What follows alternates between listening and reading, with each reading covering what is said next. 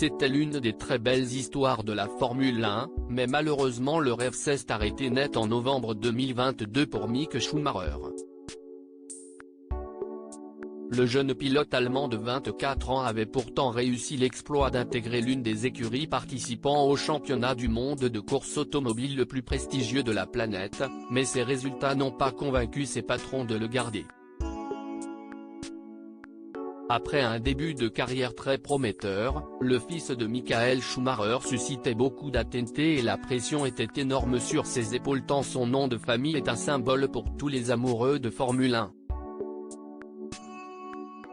Aujourd'hui devenu pilote de réserve et de développement chez Mercedes, Mick Schumacher n'a visiblement pas laissé le meilleur des souvenirs à son ancien patron au sein de l'écurie Haas, Günther Steiner. Ce dernier, connu pour sa participation à l'émission Drive to Survive, qui a cartonné sur Netflix, n'est pas homme à ménager ses troupes et on l'a déjà vu par le passé s'en prendre vertement à son ancien pilote, Romain Grosjean.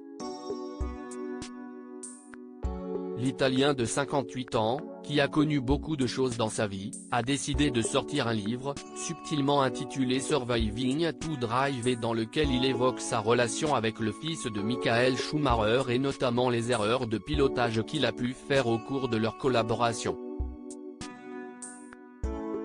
Personne d'autre n'a réussi à détruire une voiture alors qu'il rentrait au stand. Günther Steiner parle notamment du Grand Prix du Japon 2022, lors duquel Mick Schumacher est sorti de la piste durant un tour de rentrée au stand au moment des essais libres.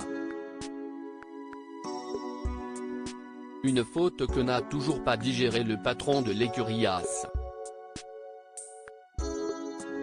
Bien sûr, la piste était très humide, mais personne d'autre n'a réussi à détruire une voiture alors qu'il rentrait au stand.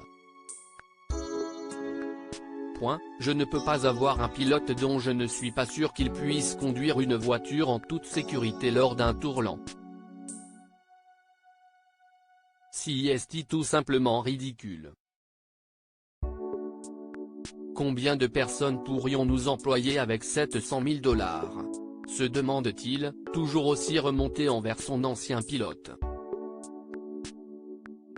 La faute de trop visiblement pour Mick Schumacher, dont le contrat n'a pas été renouvelé par l'écurie américaine pour la saison 2023.